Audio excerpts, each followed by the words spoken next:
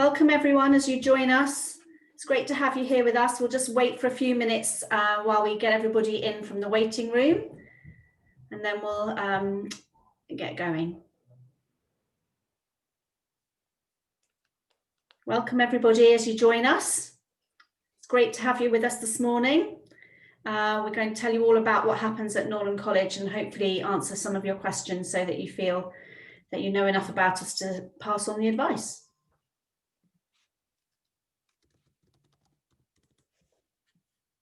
We'll just give it another minute or so. I see people are still joining.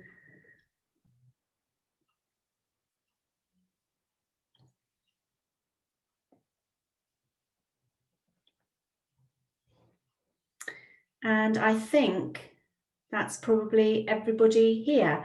We've had a slight technical glitch this morning, everybody. Our principal, Dr. Janet Rose, has somehow been thrown out of Zoom. I don't know why. It wasn't for bad behaviour, I promise.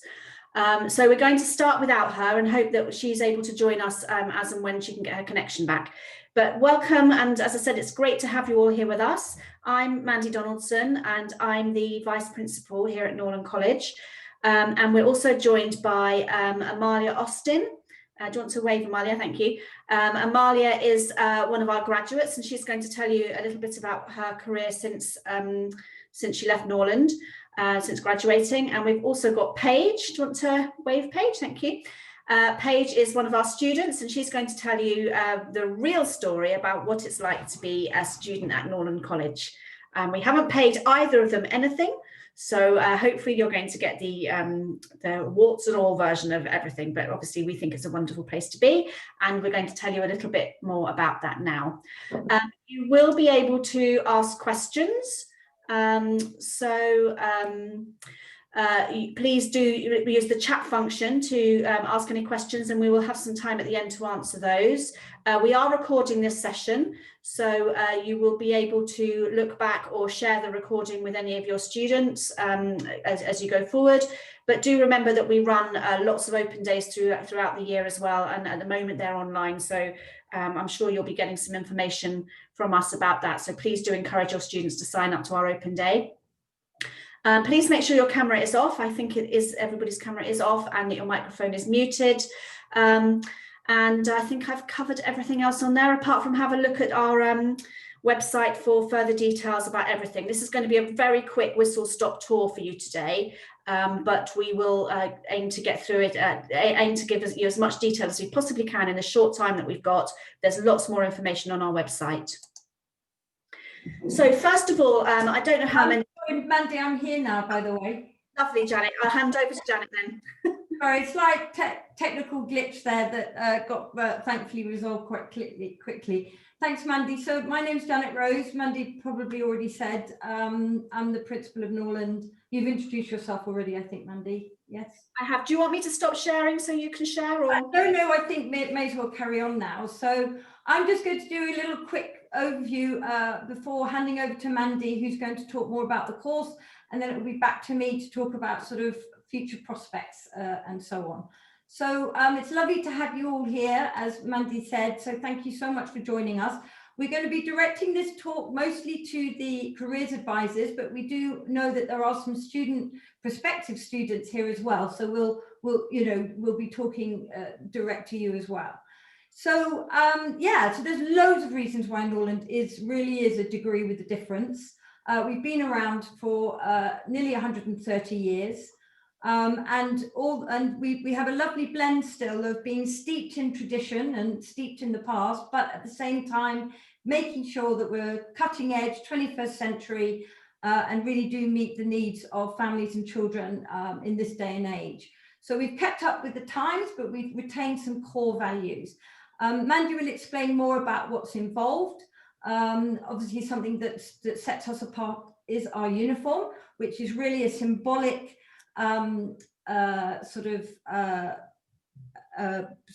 representation of you as a professional, as an early years childcare professional, and so on. We have a code of professional responsibilities. We have our own employment agency, and we do 2 courses. And that's a big message to take away. You're doing 2 courses. This is the reason why we're so expensive. More of that later. And there's lots of things that, if you go on to the next slide, Mandy, please. There's lots of things that make us special, not just our nearly 130-year history, but the fact that we are quality assured in many ways. And one of the ways is the award of the TEF Gold. So you may have come, I'm sure the careers advisor is aware of what TEF Gold is. Prospective students, this is a national award that's given to universities depending on the standard and level and quality of their teaching and the graduate outcomes. And you get gold, silver and bronze, and we're gold. So that's not just us saying we're marvelous, that's a national award, as it were. And we're the winner of the What Uni Student Choice Award as well for independent provision last year. So we've got many accolades that really do, it's not just us saying we're great, other people have said so too, including our students, of course. And there's some more accolades. Look at that, guys. Look at all those schools in the 90s. I'm not going to read through each slide. It takes on average about 6 seconds to read a slide. But this is another award that's given, if you like, to all universities. Every university has to undertake a national student survey every year. And it's the students deciding, are we okay? And as you can see, we scored in the 90s for everything. That places us, by the way, in the top 10% in the country. So we're right up there with some of the leading universities and so on. So thanks, Mandy. And then finally, this is very special. We have now what is called degree awarding powers. We're still called Norland College. However, in a few years' time, we will become Norland University. But in the meantime, you go through a transition period where you still award your own degree. So this was given to us after a very rigorous process where we were deemed to be of sufficient quality and standard to be able to award our own degree. So we are just like any other university in that respect. We're just still called college because you have to go on a little journey to actually get the title university, but we'll be there soon, and we'll probably be the first specialist early years university in the world. So another first for Norland. Thank you. So over to Mandy to tell you a bit more about the course. Thank you, Janet. So yes, as Janet said, we're not going to have a lot of time to go through all the details of the course today, but I'll try and give you the highlights. As you can see, it's a 3-year full-time course.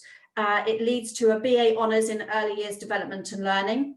And alongside that, students will study the Norland Diploma. So whereas the degree gives the students the underpinning knowledge and the legislative frameworks that they need to know about in order to work at the very highest level with young children and their families, the diploma will give them the practical application of that. And I'll tell you a little bit more about the diploma in a second.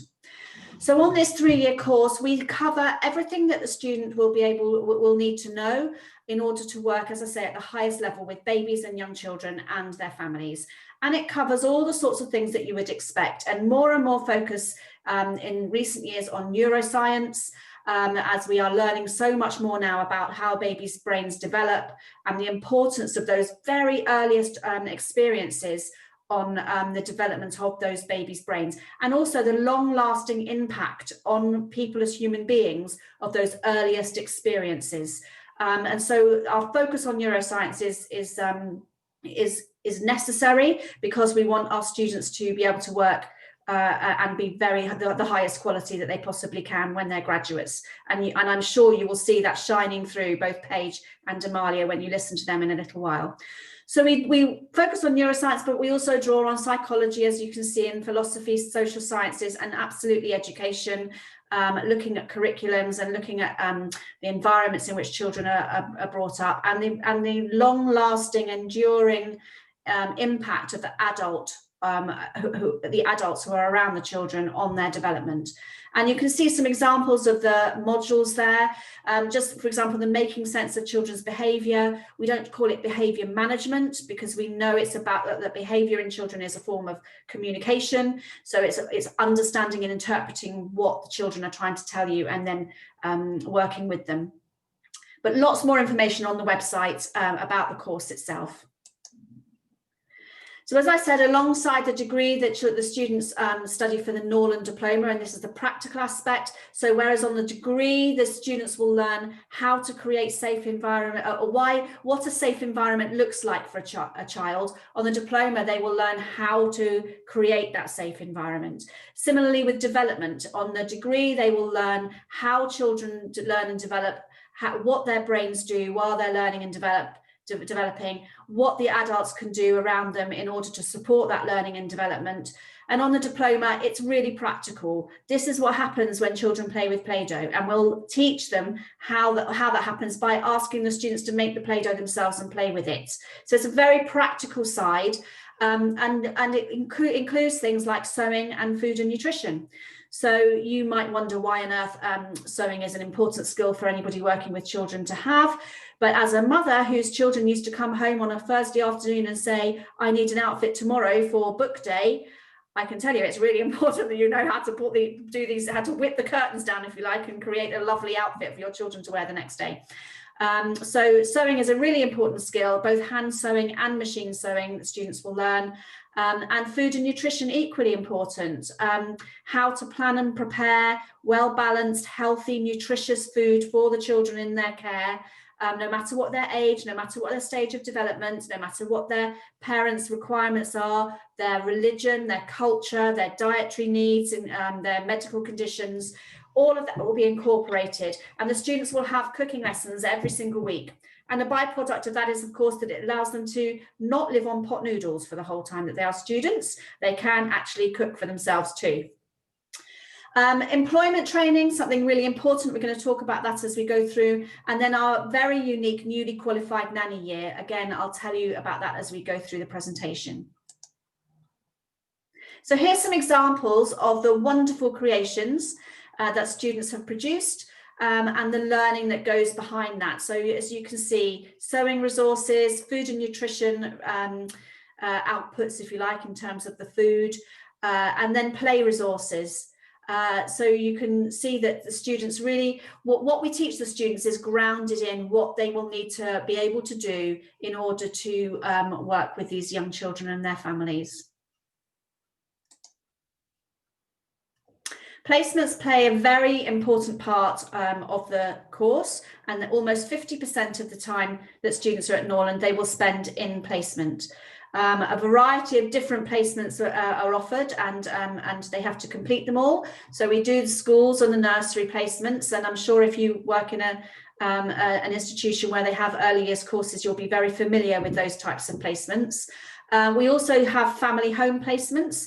So at the end of the first year, students will start with their very first taster sessions, working on a daily basis in a family.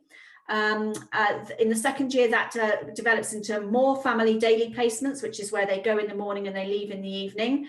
And then at the end of the second year, they will have a residential family placement where they will go to the family home on the Sunday evening, live in the family until the Friday evening, go home for the weekend, and then return to that family. And placements are generally in 4-week blocks, so students can fully immerse themselves in the work of that setting or in the life of that family, and really understand and get to know the tiny little development steps that happen right the way through a young child's development. Students will also have a special needs school placement. They'll have a newborn placement, which is really a really wonderful thing to be able to offer students, in that they will work with a family with a very, very new baby and will take part in all of those care routines right from the word go. And they will also have a hospital placement. So they will spend a week either on a maternity ward or a paediatric ward, working with families at a time when perhaps they really do need that extra support. We have wonderful feedback too on all of our all of our students. Placements love our students and fight over them because they are so well thought of and they work at very high levels. And as you can see, these are like the facts, if you like, for placement. They will do a minimum of 6 placements throughout the 3 years, often up to 9 placements in total in a variety of different settings. And as I've said, almost 50%, or in hours, that's 1,216 hours that they will spend as a minimum in placement while they're studying. Really gives them an opportunity to put into practice what they're learning. In terms of our student support, we accept students from a wide variety of backgrounds and with a diverse range of learning differences. And so we have a very strong student support ethos at Norland. We have a very low staff to student ratio, sorry, that's supposed to be the other way around, isn't it? I have a very high staff to student ratio in that we have a lot of staff per student. We can offer support for literacy skills, for specific learning differences, but also pastoral skills, counselling support we can offer. We have a excuse me, very strong student support team. In addition to that, every student has a personal tutor. And this is a strength of Norland, I would say, in that my own children at university had a named tutor but never knew who they were, never met them, didn't see them at all. Whereas our students are very much in touch with their personal tutors. It's another level of support for them. So I think this is a real strength, and you'll see if you look into our National Student Survey results, our students also agree that this is a real strength of the college. And very small class sizes too. So students are taught in really small groups, which allows them to have that personal learning development journey.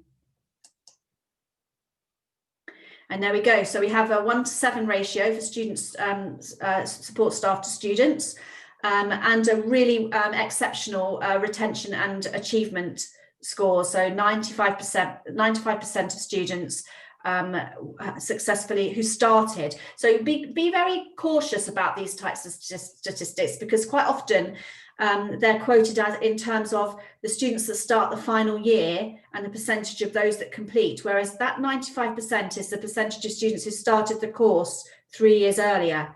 95% of them graduated with a BA degree, so very strong retention and achievement statistics. I mentioned employment preparation a little bit earlier. Our relationship with our students doesn't end when they graduate. We take very seriously our responsibility to them to help them make sure that they have a good career and to help them to succeed in their career. And so we thread through the 3 years lots of opportunities for them to learn what it means to be in employment and to learn skills that will set them above and beyond everybody else.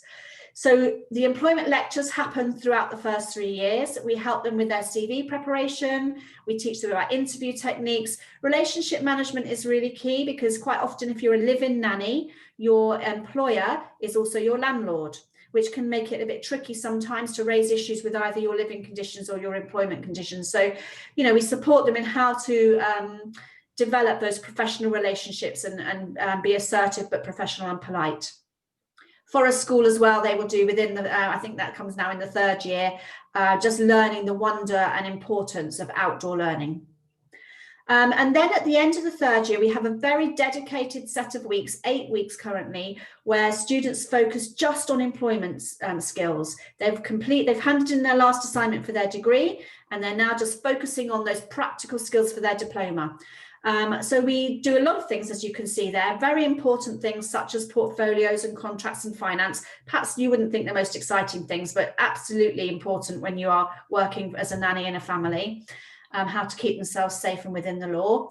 But we also do some quite exciting things, like we have this security and cyber security training.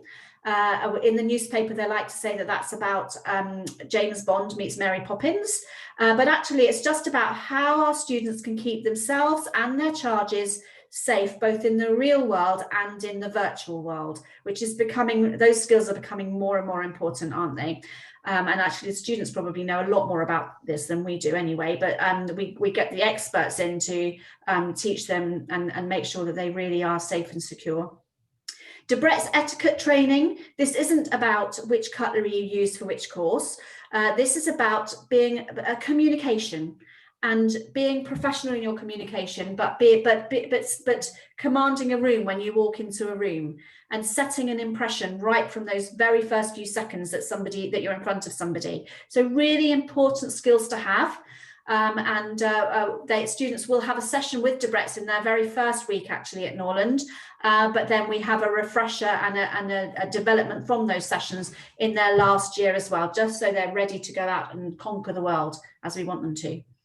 And then Skidpan, of course, this is the thing that is always on the TV. If Norland is ever mentioned, you will always see pictures of screaming students racing around Castle Combe racetrack.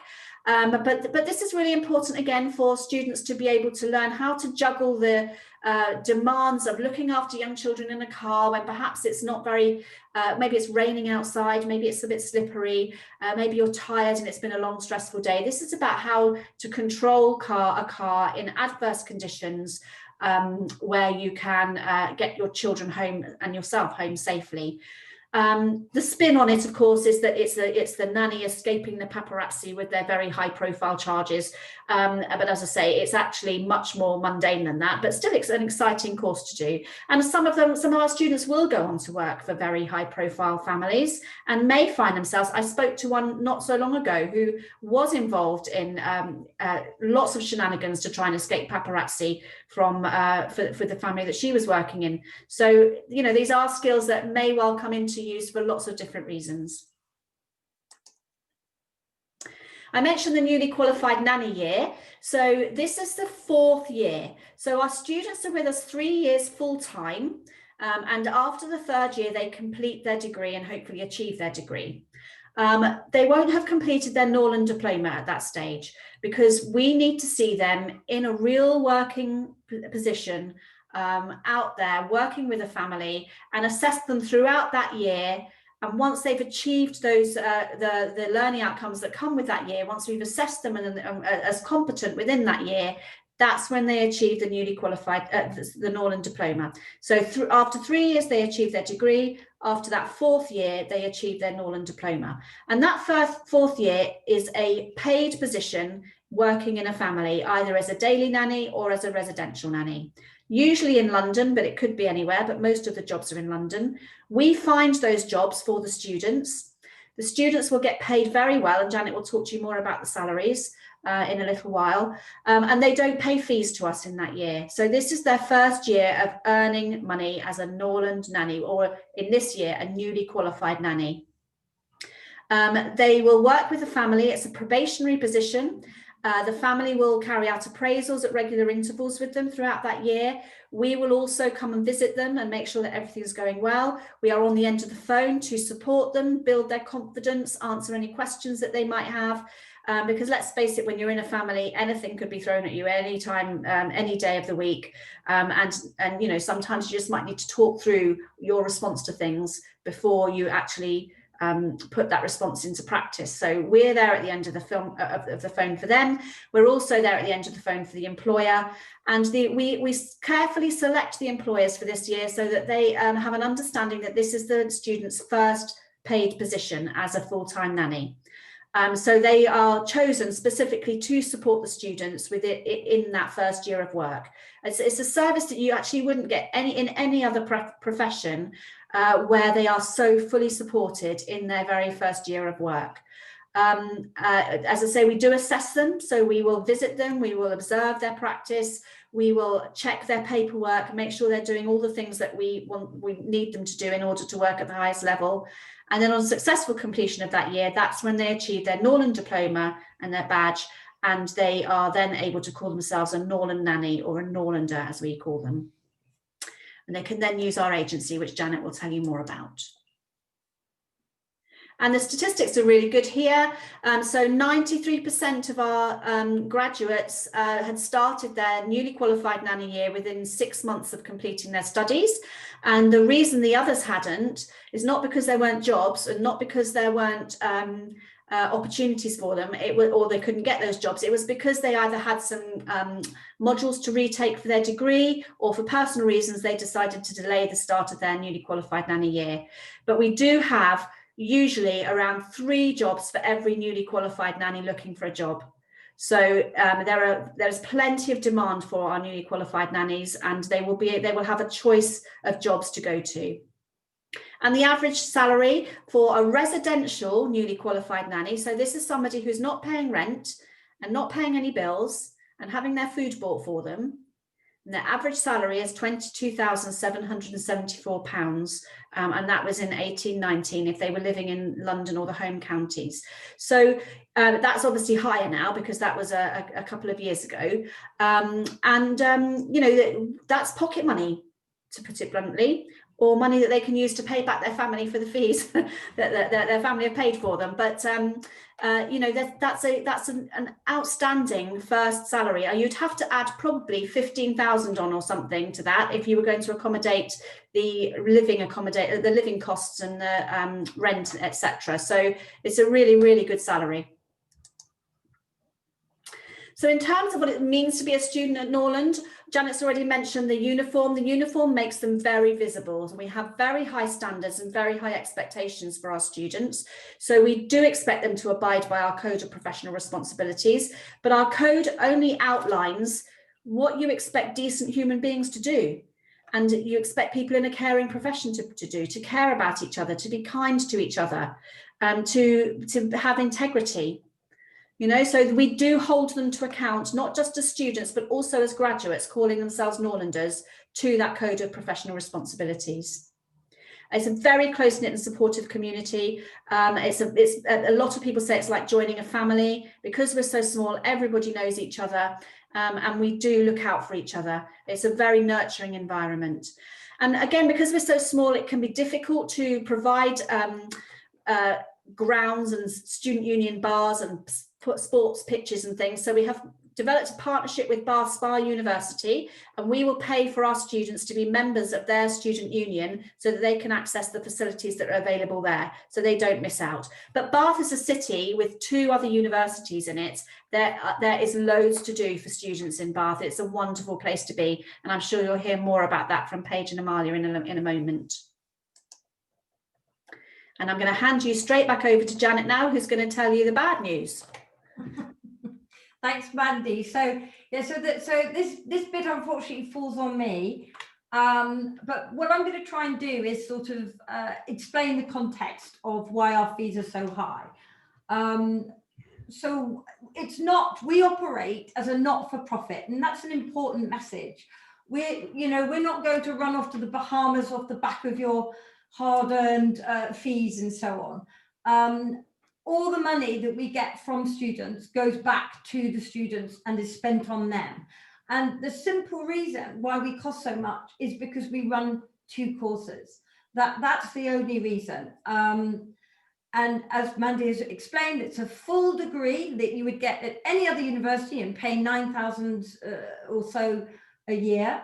But we also have this very practical diploma. So somebody has to pay for the military intelligence officers that come in, for example, to do the security masterclasses and so on. So everything you give us, we spend back on you. And we're very fortunate that we are also able to have additional provision, what we call our value added curriculum, where, for example, you don't just go to forest school, you also have a beach school as well. We have baby massage classes. We have alternative remedies classes. We have mindfulness classes. So, you know, we're definitely keeping things like mental health and laying the foundations for that high on our agenda and so on. So this is where the money all goes in effect. And some of the contributions to that comes from our Norland agency, which is income that we get from placing Norlanders. Clients pay us for arranging that for them, and they pay a fee for that, and that money is also used for the course and helps to subsidize this, in fact. So you'll see there the uniform costs about £1,000. We're actually in the process of revamping our uniform in the sense that we're trying to create a gender neutral uniform where women, for example, can have a choice to wear trousers, or men, and or a dress if they so wish. We're still keeping some of those iconic elements that everyone wants us to still have, so we can still sort of reflect that tradition. But at the same time, we're trying to make sure it's a 21st century uniform. And you can see that reflected already in our placement uniform. So we won't get rid of everything, but we're certainly trying to make sure that there's more choice there. And if you think about it, if you don't have to worry about what you've got to wear every day, it does make life simpler, doesn't it? And you probably will end up spending less money over the 3 years than you might have done otherwise. And then there's a new sort of development called the Professional Association of Norlanders, which we're hoping to set up next year, and that will require a fee of less than £100 to, or it's about £100, but that's only once you're earning. So that won't come up until much later, but more of those details will come later on. Accommodation, you can see there as well. It's fine. We've actually just managed to bargain down our landlords. As you probably know, we will provide you with your first year accommodation in houses of multiple occupancy that we have ourselves visited and checked so that it's a reasonable standard of living for you. And Bath is a more expensive place to live. But it's about 500, but trust me, it's a lot less than my son had to pay. He went to university in London. He was paying about 1,200 for a hovel, I might add. So do put all of that into perspective. Thank you, Mandy. So let's start thinking of some more positive ways of looking at those fees. And put them in a little bit more into perspective. First of all, we do offer bursaries. This comes from a legacy from the founder, Emily Ward, who had some income and she left it to the college, and we're still managing to earn interest from that legacy, and we use that to give back to the students to help support them. So over the last 5 years, I think we've given away about £500,000 in bursaries. We also have the other part of the income that we use to subsidise bursaries is again from the agency and from our training and consultancy income. So this is income that doesn't come from the students. As I say, it comes from the employment agency, and we use that as well to contribute to the bursaries. So everything we do in the college eventually comes back and supports the students and so on. So we average, if we can get to the next slide, we average about nearly 3,000. Not every student gets them. It's all means tested. But once we've means tested it, we then look at certain categories. So care leavers, for example, they often can get a full bursary. We also look particularly at students from different backgrounds, different ethnicities, different genders, and so on. So we do sort of ring fence that for particular groups in society. But as I say, it's means tested. But look at that, 1 in 5 have been given some kind of financial support. That's very high. On to the next one. Thank you, Mandy. So another big powerful aspect to take into consideration when you're thinking about the cost of the fees is the fact that we have our own holiday jobs system. So we have, you can see here some statistics. I won't read them all out for you, but most of our students are averaging nearly £10 an hour, which is above the minimum wage. And look at those high percentages. They're all getting work. Holiday jobs, summer jobs, Easter, Christmas break jobs. Those are still happening, by the way, even under the coronavirus. So obviously they're less than they used to be, but as we all know, there's some real hope on the horizon, isn't there? We're hoping that this time next year, things will pretty much be relatively back to what they were, and all these jobs will be at their full throttle, as it were. But there's still jobs going on. We have a lovely collaborations with a whole host of organisations. For example, we have a partnership with Camp America. We have a partnership with a holiday jobs national company that provides holiday work for, sorry, not holiday work, holiday provision for young children. And so on. So there's lots of ways that we facilitate this for you. We have a whole babysitting. We're developing a babysitting app actually that may be available when you start.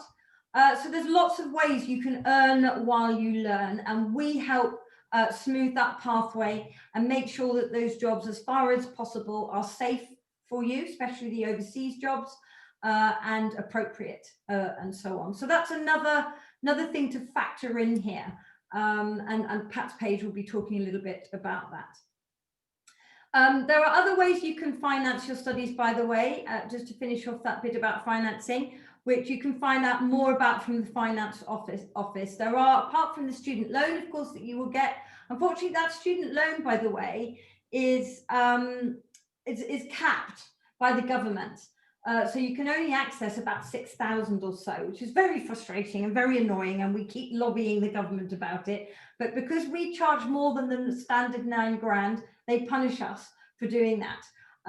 And so they only let students borrow about 6K, which is very frustrating. So there is that gap that you need to find. But some students take a year off before starting, and they earn some money then. As I say, you can earn while you learn as well. That's another way to try and get some of the income. We have a system where you can pay monthly your fees so that you don't have to have that lump sum at one time. So there's lots of ways forward. So do talk to our finance office about that. Some, you know, there are companies out there that lend money as well. But the important thing is, can I pay it back? And that's something that I'm going to talk about a bit more about now. So on to the next slide, thanks. So that's another big message, lifelong support. I've mentioned this professional association. We continue to offer CPD for as long as you want it. Exclusive access. Our agency only works with Norland graduates, okay, so only with Norlanders. And we place positions literally all over the world. We also continue to give you guidance support about contracts, pensions, tax. No other university does this, by the way, in this respect. We have reunions, we have all these wonderful CPTs, we've got a CPD that we continue that's coming up that we've got one this Saturday on first aid, for example, so you can update your first aid qualification. As you know, you leave with that pediatric first aid qualification when you leave us. For example, you might want to go on to become a specialist. So you might want to be a nanny and then want to specialize perhaps in sleep disorders. So we can provide some CPD for that. Perhaps you want to become a behavior specialist and so on. So there's so many trajectories for you. You don't have to stay being a nanny for the rest of your life. You can go on to be many other things. Don't forget, we give you a degree. That's a platform for so much else. And I'm sure Amalia will testify to that as well. You might want to become a maternity practitioner, look after newborns. You can do that well into your 70s. We met Norlanders. You might not want to be working in your 70s, but you certainly can if you choose to do so. We've got some part-timers in the 70s who still dip in and still spend time with those lovely newborns as maternity practitioners. We provide a course for you to do that, for example. Some have gone on to open up their own businesses. In fact, we had a Norlander last night doing an online exercise class. She's gone on to become a specialist consultant for pregnant mothers, and she has included exercise within that. And she's gone on to qualify as a trainer, and you know, that's become her specialism. So there's so many opportunities. Baby food company, clothing company. Why? We teach you to cook, we teach you to sew. And don't forget, guys, these are lifelong skills that you'll use in your normal life, not just to become a nanny. And as I say, you don't need to stay being a nanny. You might open up your own nursery. You might go on to become a pediatric nurse like someone else has. So there's a whole wealth of opportunity out there for earning opportunities that literally can be lifelong. On to the next one. Thanks, Mandy. This is an important slide that I just want you to just ponder over, particularly the career advisors for you to really take note of in terms of, you know, contextualizing the cost of our fees, and the students who are listening to put into perspective why we're so expensive. Have a look at this. These are actual salaries, okay? We haven't made these up, by the way. These are real jobs. So have a look at this. Let's just focus on this column here. When you've been qualified 5 years, your average salary is around 65K, or can be. These can go up to 100K. We have got 100K jobs on our books. Some of them are 80K, some of them are 90K. I think the last one, the highest one we were on record was 105,000. And remember, a lot of these are live-in. So as Mandy pointed out earlier, you haven't got a lot of those cost of living expenses that you would normally have. A lot of what you're earning, once you've paid your taxes, it's cash in your pocket. So there is a real return on your investment. And that's a very powerful message to get across to your family when you're trying to talk to them about how they might support you, or you're looking for other sources of income to pay for your fees, and of course for career advisors to communicate to the students. So and there you go, look at that, there's some of the 80+ ones. Not all of those are overseas, some of them there's a jobs going on at the moment for 85,000 in London, and it's actually only part-time as well, so that's another shocker. Some of these jobs are rota nannies, but I'll talk about those in a moment. So some more information, Mandy, if you could go on to the next slide.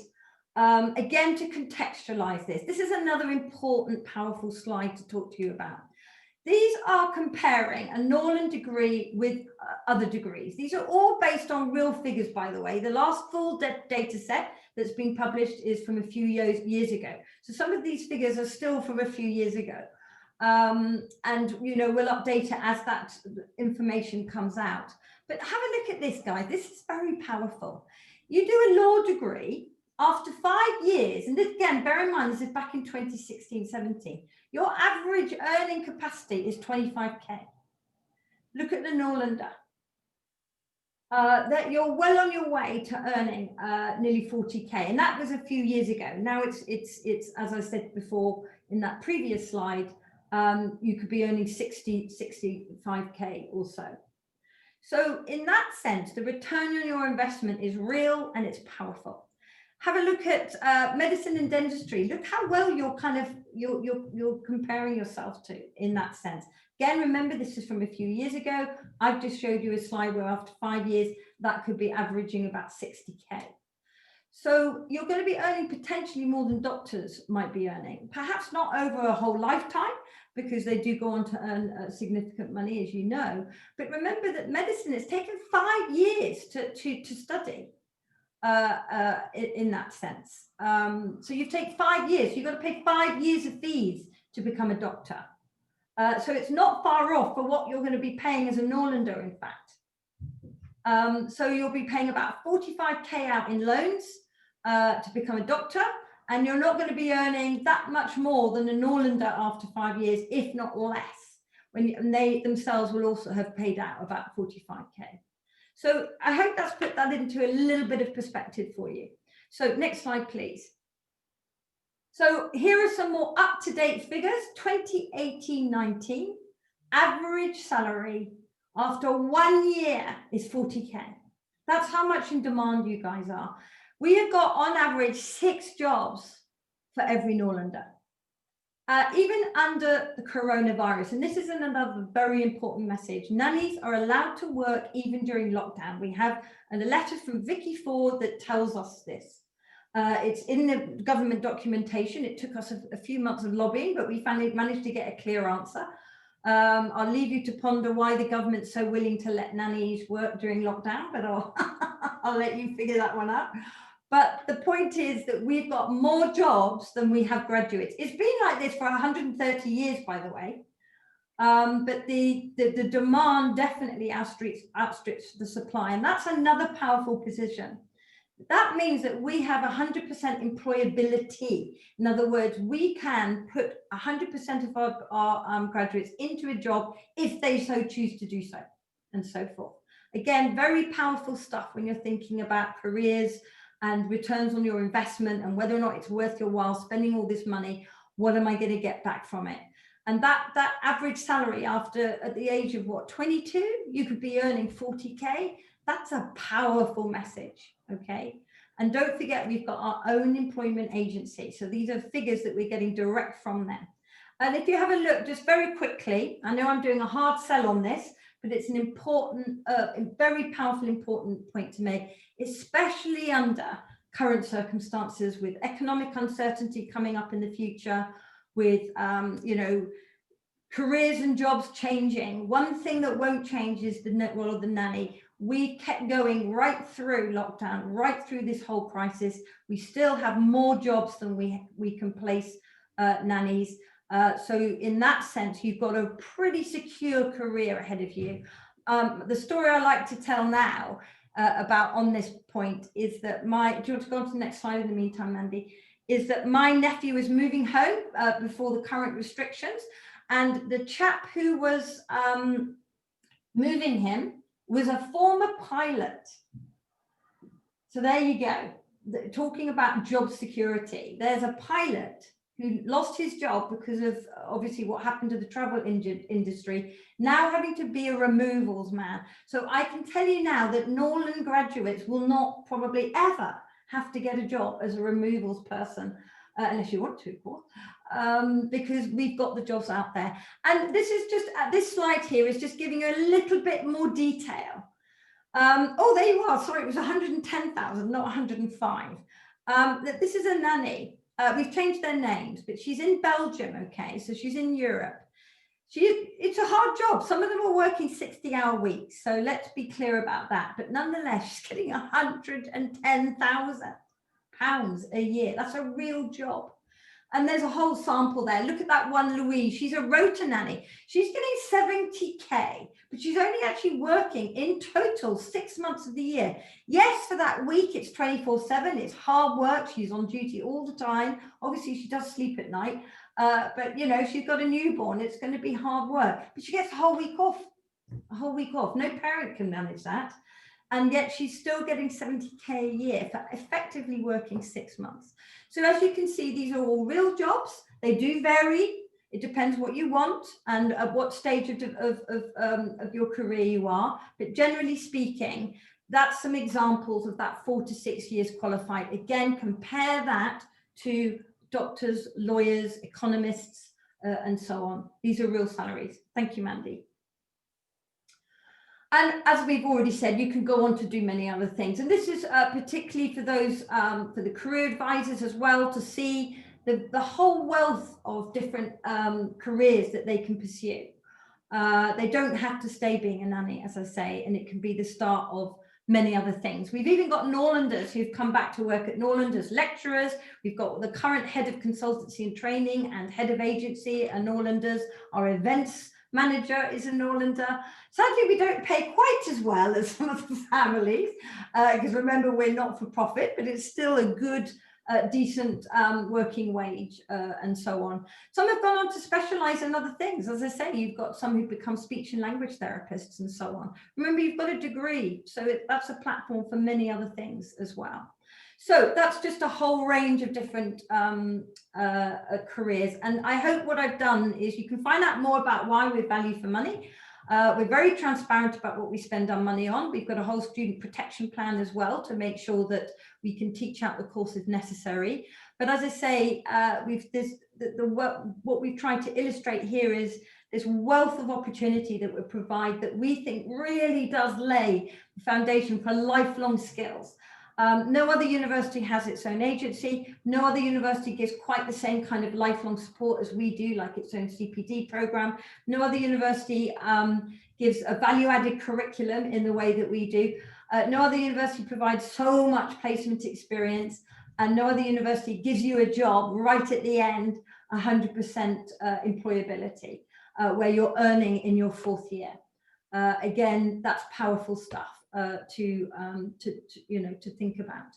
So very briefly, just to finish off now in the last few slides, as you can see that you require 96 UCAS points. We don't mind where that comes from, by the way. They could be doing a BTEC, you could be doing A-levels. We don't mind. We just need those points. You'll of course need the English and maths at grade 4, like most education, childcare professionals. And you apply through UCAS in the normal way. Those are our codes and so on. Now, lots of people ask us about the things like the personal statement and the interview. So just tell you a quick thing about those. In the personal statement, that's what we want to hear from you. We want to know about your compassion and commitment and experiences of working with children, and particularly young children in the early years. Remember, it's an early years degree. For early years, for us, means 0 to 8. So that's the age range. So we want to hear about them. We want to know that you spend some time with children and that you love it, that you enjoy it, that you're committed to to working and supporting and nurturing them and providing that optimal environment for them to progress their development and learning and so on. That's what we want to hear about. Now, we do understand that students might be applying to several other places. They might have some insurance places and so on. So we get that you might not want to gear your whole statement to becoming a Norland Nanny. So what we suggest is if you want to keep your personal statement more general, that's okay. And then you can individually send us a separate statement direct to admission. Say, look, I'm passionate about becoming a Norland Nanny, but just to be cautious, I've kept my personal statement more generic, but here is some additional information. I want to be a Norland Nanny, and this is why. So, you know, we want to know that you want to sort of join that legacy of 130 years of excellence and become part of that community for life. As you know, we really do try to treat our students and our graduates as a family. You're still part of a Norland family and stay that way forever in that sense. So that's what we suggest you do about the personal statement. Interviews, well, at the moment, of course, we're having to do them online. Hopefully, going forward, we'll be able to start doing them in person again. But basically, it's a two aspects to it. We get you to just talk to us, really. It's a chat. It's a one-to-one with one of our or two of our tutors, just talking about your experiences of working with children, why you want to become a Norland Nanny, and so forth. So nothing too complex or challenging. We're not expecting any deep knowledge. We don't expect you to know everything about child development. We'll teach you that. What we can't teach you is that absolute drive to be a Norland Nanny and to work with young children. That needs to come from you. So that's what we're looking for. There's another aspect to the interview where we get you to talk to us around something that you've done with children, for example, perhaps something that you've made or created or something, a particular experience, that sort of thing. And you just do that sort of, you chat about it in a group. So there we're just looking for communication skills. We're looking for people who have the ability to listen to others, as well as have enough sense of self to be able to communicate with others effectively. So nothing too challenging or complex, fairly straightforward stuff, we hope. We also make offers straight away. If we think you're good enough, we think you're good enough, and we will offer you. So we're not going to make you wait months and months till we've got them all in and then we can pick and choose. If we think you will make a brilliant Norland Nanny, we'll offer you straight away. So get those applications in or tell the students to do the same. And as I say, we help to provide that first year accommodation, and we provide various vehicles for you to sort out your second and third year accommodation and so forth. Okay. Right, so very quickly to finish off, before we hand you over to Amalia, who is one of our graduates and a working nanny. She'll tell you all sorts of exciting things. And then also to Paige. She's a current student. She'll be able to tell you all about a little bit more personal insight into the course. I just want to briefly touch on the coronavirus. With any luck, this won't be an issue next year, but just to let you know, we've managed to keep the show on the road at Norland in a magnificent way. And we've got a whole raft of measures in place, which you can visit our website and find out more about. We've got a lovely animation you can watch. I won't play it here now, but you can watch that to find out what are we doing, how are we mitigating the risk, how we trying to keep students and staff safe, and so on. But we manage by doing various maneuvers and putting in various measures. We managed to keep 80% of our teaching online, and our students can still go into placement. They're still with families, they're still in settings. Sorry? Can I just clarify, it's 80% in person rather than online? Oh, did I say online? Yeah. I got that completely wrong, didn't I? Sorry. Thank you for pointing that out, Mandy. That's a very important point. 80% in person. Only 20% online is what I actually meant to say. So I beg your pardon for that. So let me repeat, 80% in person. That's more than most universities have achieved. I might add this under these current restrictions. As you know, we've been able to carry on through the current restriction as well, and so forth.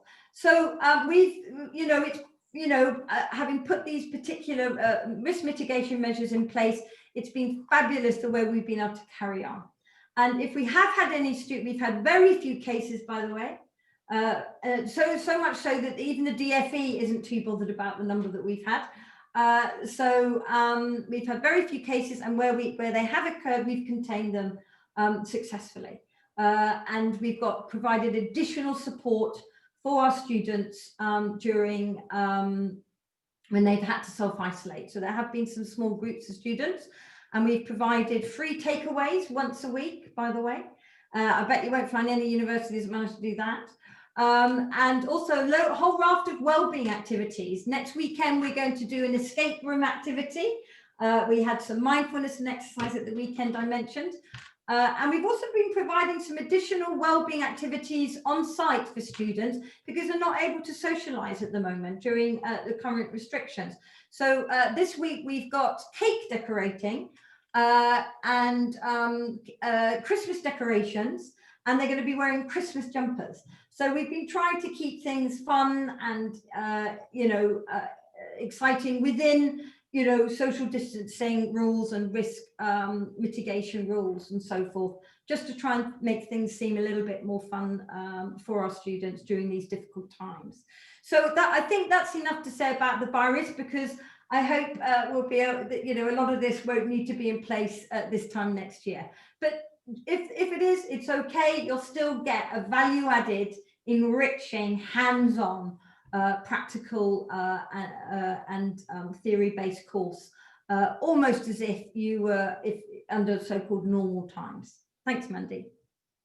At Norland. Mandy, I think we weren't going to play it because we thought because of time, so that they've got enough time to speak to Paige and Amalia. Is that okay?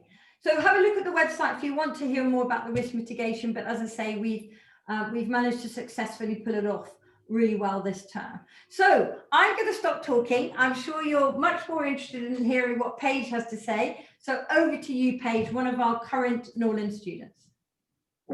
Hi. Yes, as Janet said, I'm in my third year currently at college.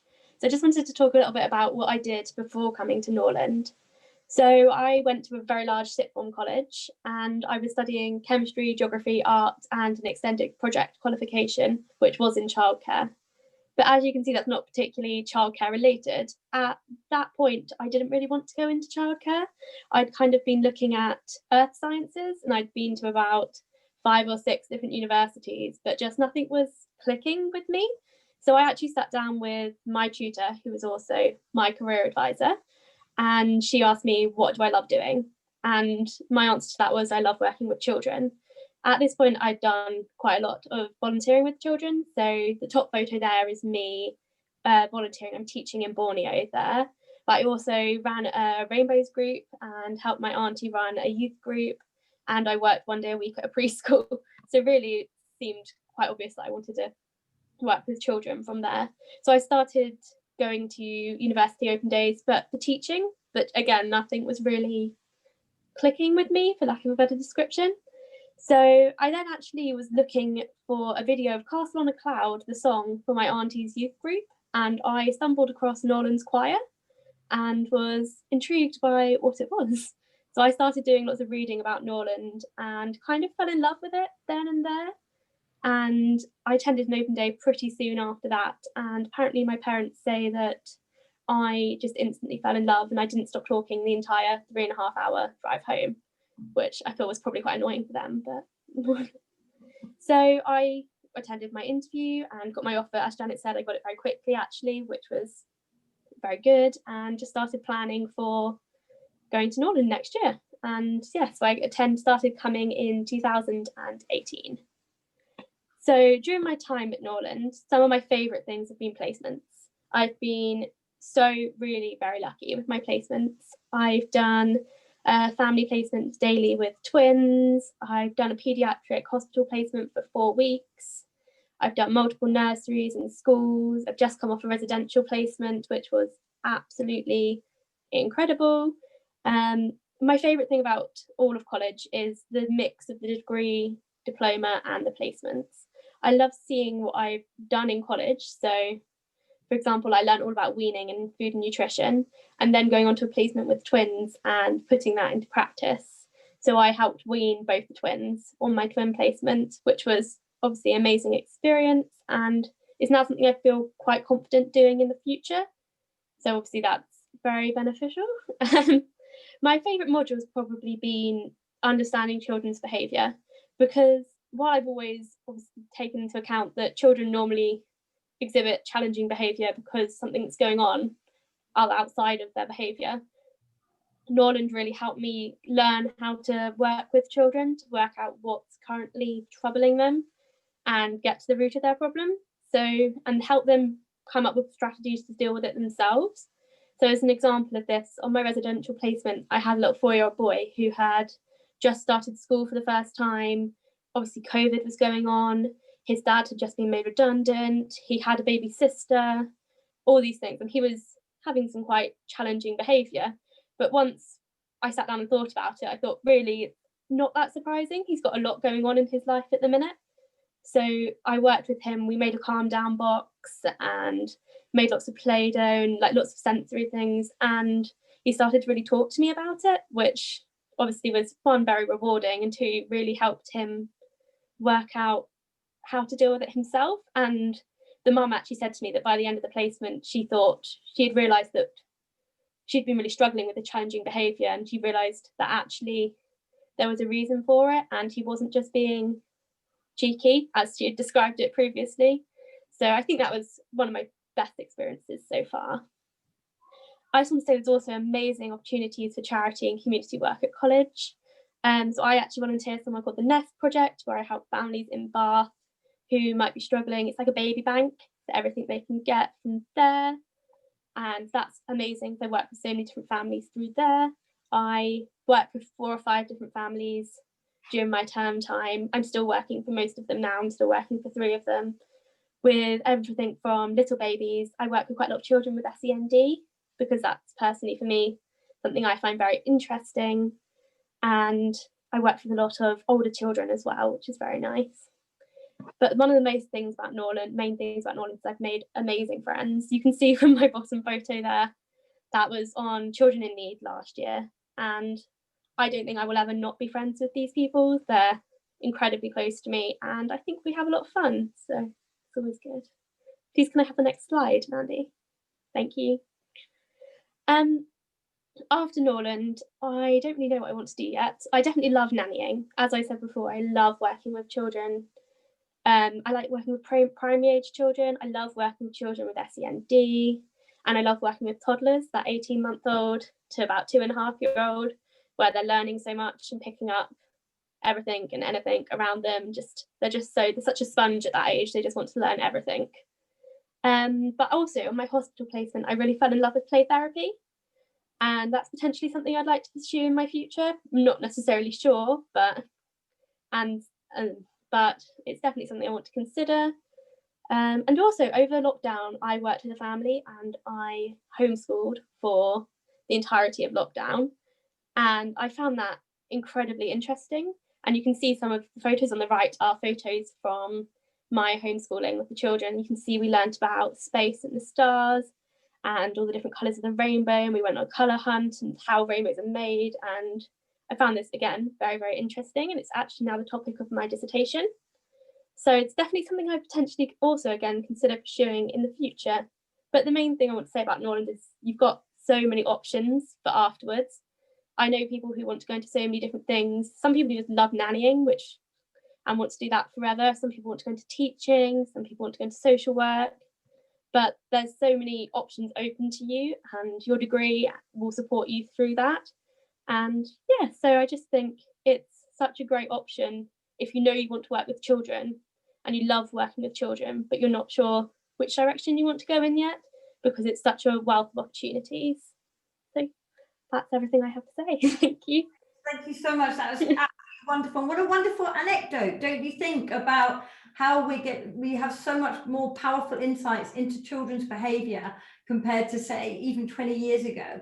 And that's a lovely, powerful example of, we are making sure we are drawing on the most recent research, the most recent understanding, and to make sure that we can help support children in the best way possible. So thank you so much, Paige. That was wonderful.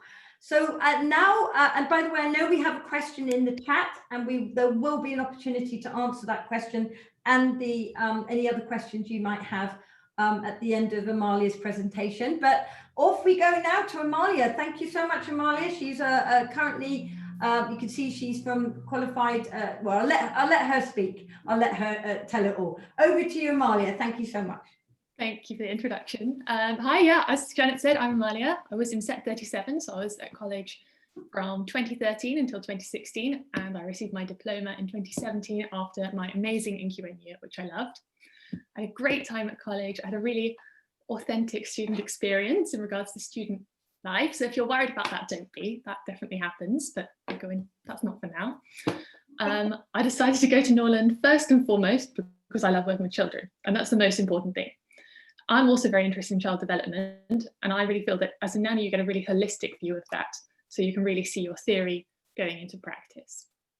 Before we went out to do our NQN year, we spent a lot of time preparing for employment, really from the outset. Norland really prepared us, made us super employable, super excited to get out there and get working.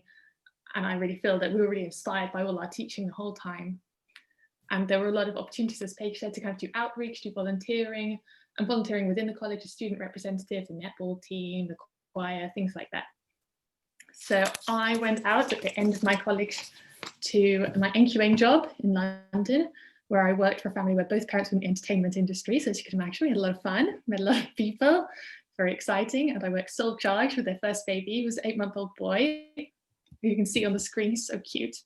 And I was totally in charge all day because it was a sole charge job. I would organise activities, outings, play dates, and take care of all the nursery duties, all the laundry, batch cooking lots of meals for him in the freezer, sorting out all his toys, booking all his vaccinations. So a lot of responsibility right off the bat, which is amazing as a first job. And it's totally because the parents trust the Norland name and they know that your training is fantastic and you're completely trustworthy. So while I was on NQN, my employers also had to do regular appraisals of my work. I had to send a lot of documentation to Norland, got spot checked a lot, had to be visited by Norland. So it was really intense, but it was the best year. It was so much fun. I had the best employers. I wouldn't change anything about it. And honestly, that feeling once you've passed that final stage of your Norland qualification is amazing. You feel like you can do anything. A huge benefit that I discovered when I first went out into London was that once you've been to Norland, you're now in this huge network of Norlanders who, especially in London, there's so many there. So already as soon as I got there were loads of nannies and babies who I could play date with, who I could ask for advice, ask for tips, where's the best play group near here, just kind of to help me get my feet when I started. And I still use that network now. I still talk to those people all the time now. It's great. So that's a huge benefit. In my first year, I actually lived in a shared flat in London. I was a daily nanny with 2 other Norlanders from my set, and it was fantastic because as a Norland NQN, as Janet said, your salary is really high as a graduate. I think I was making something like 27,000 my first year in London. So we were able to actually just get out, get exploring, start enjoying London life to the full immediately right off the bat, and we were 21. So we had the most amazing time together. Right, next slide, please. Thank you. So near the end of my NQN job, after a year, I decided to do some CPD, and I completed my maternity practitioner course and my sleep training course in London, just to get some extra background knowledge. My CV, didn't really think I would use it immediately, but I was then offered a job looking after a baby who wasn't born yet to start when she was 6 months old. And I was thrilled. So I said, yeah, absolutely, I'd love to do that. But there was going to be this 6-month wait before I could start. And Norland agency said, just don't worry about that. We have so many temp jobs. You are not going to be looking for work. It's basically the families were coming to me. There was so much work. So that was a real relief. I never worried about that. Then the mum called me and said, actually, can you start when the baby's 11 weeks? And again, totally, they just trusted my Norland training that even though I hadn't been working with such tiny babies before, I could do it. And it was amazing. I could tell they really trusted me. They really regarded the degree very highly. They were always asking for my advice. And I had a huge amount of responsibility with them because the parents were always at work. I even booked their family holidays, which is a lot of work, but the benefit is that you get to go with them on these amazing places that you've planned. So that was really great. And I had the most amazing bond with the baby because I was totally sole charge with her 50 hours a week with this 11-week-old. And so at first I was like, what do I do? But again, I just asked all my Norland network, And you can also always ask the agency for advice if you get a bit stuck. It's fantastic. So I had the best time. I stayed there for 18 months. And then I decided, okay, maybe it's time to try something different. Norland opens a lot of doors. I want to go abroad. So you can see my children now. I'm in Monaco, so there they are on the mat and also in the aquarium. Can we go on to the next slide?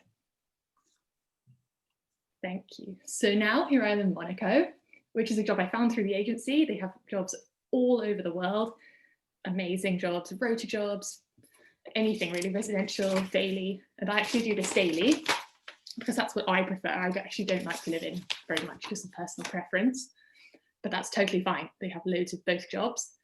So in this job, I live in the south of France in Nice, and I commute to Monaco every day, speak French all the time, which is also great because as Norland has jobs all over the world, the more languages you speak, the more opportunity you have to practice language, the better. You'll just become more and more employable with that kind of experience. So I started last September with a boy who was 3 when I arrived, very cute, and a baby who had not yet been born. She was born in December. And it was a bit of a baptism of fire because we started with the wettest November in 20 years, the longest train strike in 30 years, and then a pandemic. So it's been quite a year, really seen a lot, but it's been fantastic. It's also really different for me this time because this is my first shared care role. The parents are around a lot. We also have another nanny who's French and a full-time housekeeper. So in this job, it's really all about teamwork suddenly and communication. That's something that Norland also really trained us for and really talked to us about before and said, you know what, there's going to be other people in this house. You've got to fit in with them. Sure, you're the boss with the children, but you've got to fit in with everything else.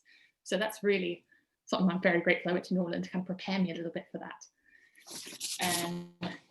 So that's been really good.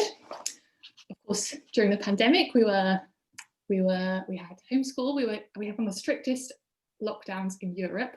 We left the house probably less than 5 times in 3 months, which is with a 3-year-old, you can imagine is quite intense. But again, I could just draw on my Norland training. I was asking my friends in England for advice. We were just swapping activity ideas, planning the day ideas, quick lunches you can make with loads of children around ideas. So it was really fantastic. Normally this family, they travel a lot, but obviously this year hasn't been one for that. The plan this year was to go to the UK, then go skiing, then go to South Africa, but hopefully that should all be to come. But I've had a lot of amazing experiences over here. I never thought I would be in Monaco.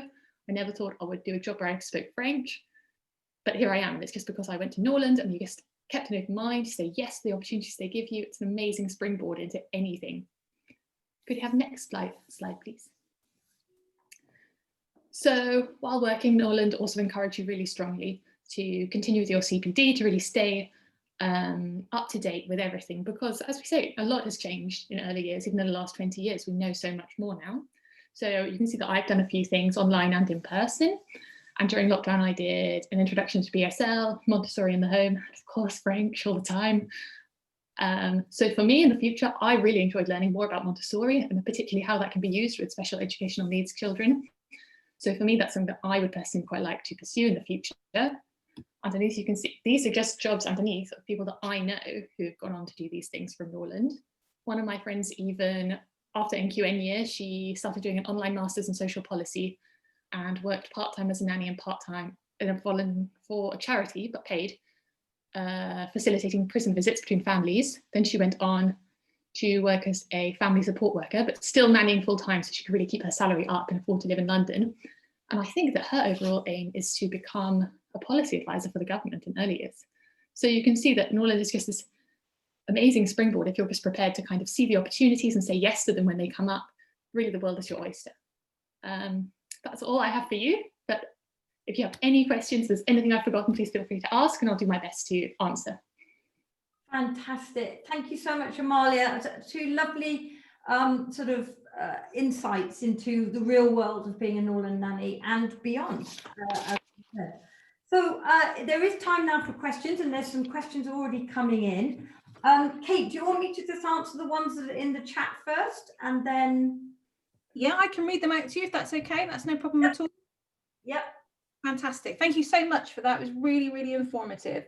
I just wanted to let you know that, yes, we do have some questions, which is great. If you want to send some more in, we're still taking those questions. My first question is going to be to Mandy, if that's okay. How many places are available and how many applications do you receive per place? So we take up to 100 first-year students a year, and traditionally we usually end up with around 2 applications for each place, sometimes more, sometimes less. But yeah, we're aiming. We actually ended up with a smaller intake last year. I think lots of different things that impacted that, but we're aiming for 100 every year. Fantastic. This is a 2-part question, so I'm going to start the first part directed at Amalia and Paige, and it's thank you very much for sharing your experiences. How do you balance your work life with having a private and a social life? So if I can ask Amalia that first. Well, for me, that's part of the reason why I really like doing live out, because I can guarantee, you know, at the end of the day, I'm going to put on my shoes and I draw a line. That was work. Now I'm back to me time. So I don't mind how long I work in the day if I've agreed to do it, but at the end of the day, it's my time. But also a lot of residential employers, and you'll know when you meet them and you'll see your accommodation. Are they respectful of your time? Are they respectful of your privacy? And so those are 2 things that you would look at really carefully in interview. Are they going to respect that for you? And obviously you want some that will. A lot of my friends are from Norland. I have so many nanny friends. So obviously they are kind of working the same hours, having the same issues. So to meet up with them is not hard. They obviously always understand the kind of timings I want to keep. Like I can't meet anyone in the evening before about 8 p.m, but they're all fine with that. And I don't want to stay out after 10 p.m. in the week because I am like a marmot, so I need to sleep. And I think it's also just about kind of making sure you get those kind of work admin things done while you're at work. Make sure you organise your day, get everything done when you're at work, so that at the end of the day, it's your passion, but at the end of the day, you do need this work-life balance. And the families that I've worked for have always been super respectful. I've always said, Amalia, go home. It's 7 o'clock. Amalia, it's the weekend. Don't message us about anything. Don't worry. So for me, it's all about choosing the right family. Fantastic. Can I ask the same question to Paige? Obviously, maybe slightly different with regards to the fact you're still a student, but how do you balance your work life, your private life, and obviously having a social life as a student? Yes, so obviously Bath has lots of opportunities for social life as a student. As Jansen, there's 2 other universities here. There's always something going on, pre-COVID, obviously. But even so, there's lots to do. There's obviously a very exciting nightlife in Bath, but also there's loads of restaurants, cinemas, theatres, like the Crescent. We have a lot of picnics. If you're not such a going out person, go out for dinners. And as long as you can choose how much you work. I personally work quite a lot of hours, but then that's because I like working, but I still obviously make time to see my friends. At the minute we're just having lots of Zoom calls because obviously that's what everyone's doing right now. But I've never found it to be too much of a struggle to balance my social life and my working life, as long as you know what you want. And sometimes you just have to say no to things if you need to go out and see your friends. Like there are days when I'm offered a job and I just have to say, no, I've worked enough this week. I need to go have some time with my friends or talk to my family or just have a night to myself. So I think it's all just about balance. Wonderful. Thank you, Paige. And the second part of that question is directed at Mandy and Janet. So how do Norlanders balance their careers with having their own families, obviously further down the line? If they decide to take a career break, can they step back into the role after this? Yeah, shall I get that one, Mandy? Yeah, so, well, yes, absolutely, of course. That's what's so incredible. And that's one of the things I was hoping to convey in terms of lifelong career. In that, yes, you know, we do refresher courses as well. When we develop the professional association, we'll be making that sort of contingent that people update their skills to make sure that they still are, you know, drawing on the latest from the World Health Organization about how to support children who are feeling unwell. It wasn't that long ago when babies with a fever were being put into a tepid bath. Now that practice has changed. Now babies are sponged, you know, you use a sponge to sponge them down rather, and so to help with the fever and so on. So there's, you know, medicine and understanding and insights into children's learning and development do change, you know, over time. So we need to make sure they're kept up to date. So we have lots of opportunities to help support graduates who perhaps, you know, want to take a break, like you've just suggested there, Jane, that who I think posed the question, if I've got that right. you know, to have your own family, because, you know, if you're going to be a live-in nanny, that might not seem possible. But I think, as Amalia has also explained, and Paige, you can still have your own life. This isn't, you know, you're not stuck with this family for 50 years and never able to have, and so on. That's not the case at all. And as I say, you can adapt and adjust your career. You can have 3 or 4 careers. And as I said, right up into your 70s, perhaps even into your 80s. I think nowadays people are still, you know, look at the, you know, the new president of the United States, he's nearly 80 and he's still going. So, you know, that could be you too, if you so desire. But, you know, I might just say as well that, you know, because your income potential is so enormous, you know, you've got that wonderful flexibility. I mean, we make jokes when we say that the only people who can afford to buy a flat in London are Norland nannies, because we've got 24-year-olds who are buying flats in London. You're not going to get many professions that are enabling that. You know, and so, you know, you might find yourself in a financial position to perhaps only work part-time. You know, it's sufficient income because they are paid so well. So in that sense, it's an incredibly flexible career. Thank you, Janet. We do have a couple of more questions. Mandy, can I direct this one to you? As students are finding gaining work experience with children quite difficult at the moment, especially with COVID, is there any recommendations of ways of gaining the relevant experience of working with children to help with applications? I think we understand completely that these are unprecedented times, as we keep reading in the newspaper. And so, of course, we will be flexible about that. But there are other ways you can show a love of working with children and your commitment. So it would just be about describing why you have that passion, why you are committed to it. And it can just be childcare experience within your own families. So if you've babysat for relatives, also, but as Janet said before, you know, nannies have been allowed to work. Nurseries and schools have stayed open. And so, although there may be some reluctance by some to accept students, our experience is that they all desperately want the extra pair of hands. So it should be possible still to do it. Families still will want babysitters. You know, we've only got another week or so of everything being shut down, and hopefully things will start to open up again. So I would say try as hard as you can to get the experience, because we know that the idea of working with young children is quite different sometimes to the reality of working with young children. And so you might like the idea of babies gently falling asleep in your arms every night, but that's not what it's like. So it's a really good idea to get some hands-on real experience to be absolutely sure that this is the job for you, this is what you want to do. Because coming to Norland, it's an emotional commitment, it's a financial commitment, it's 4 years of your life. So we try very hard to make sure that you've got the experience to make sure that that's the right decision for you.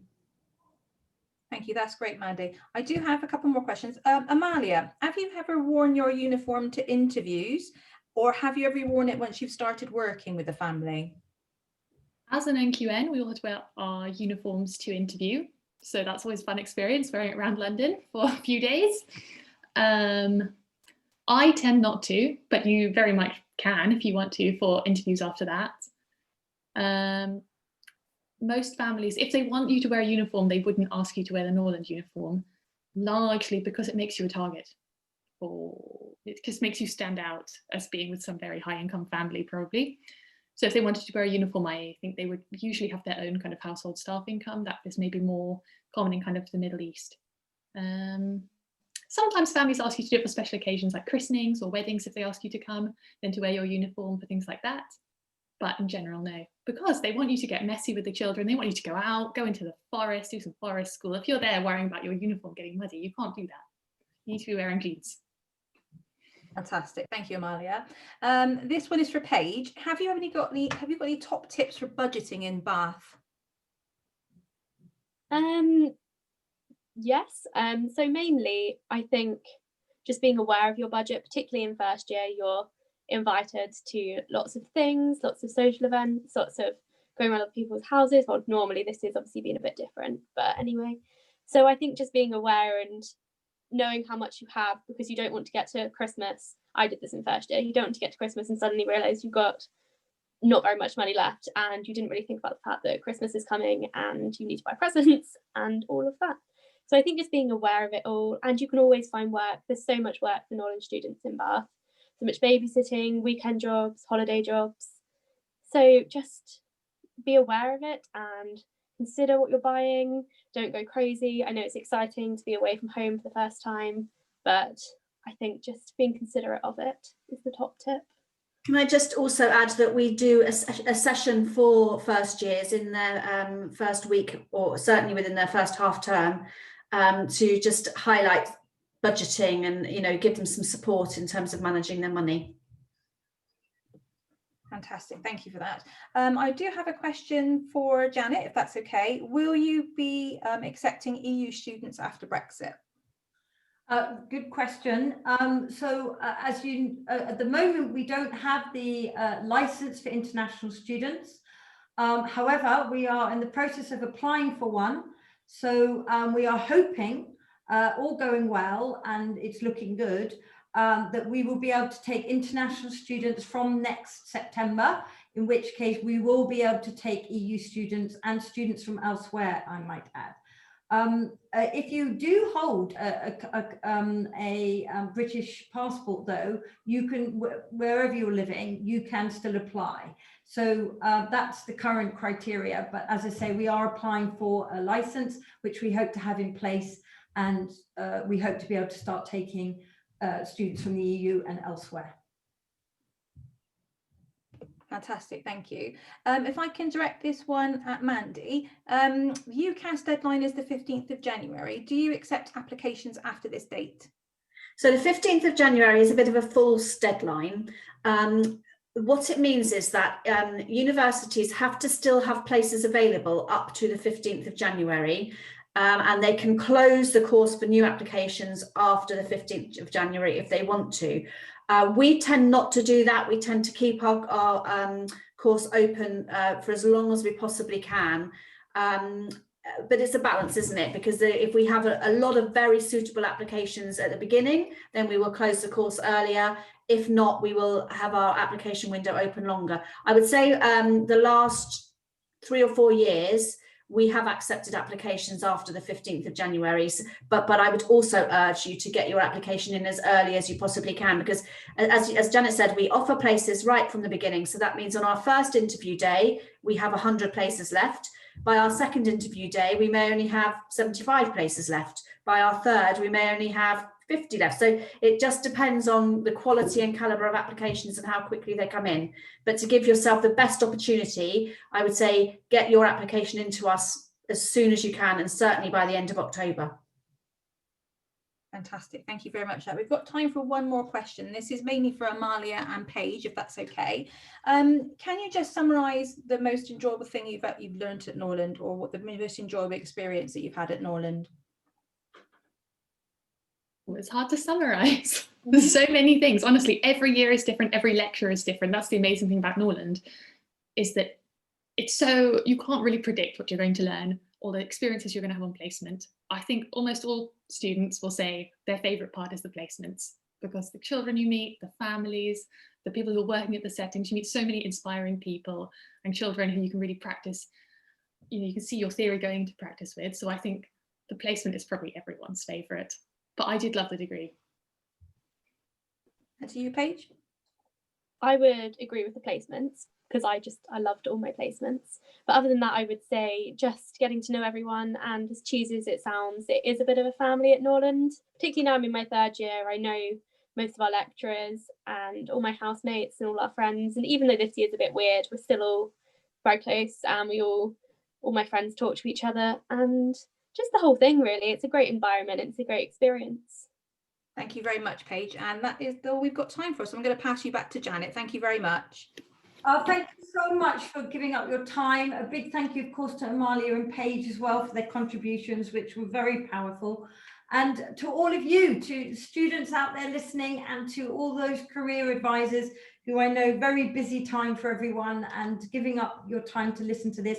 We hope that this has opened up a whole wealth of potential and opportunity for you and given you a new insight into a new possible way forward in terms of where you want to study and the career that you would like to have.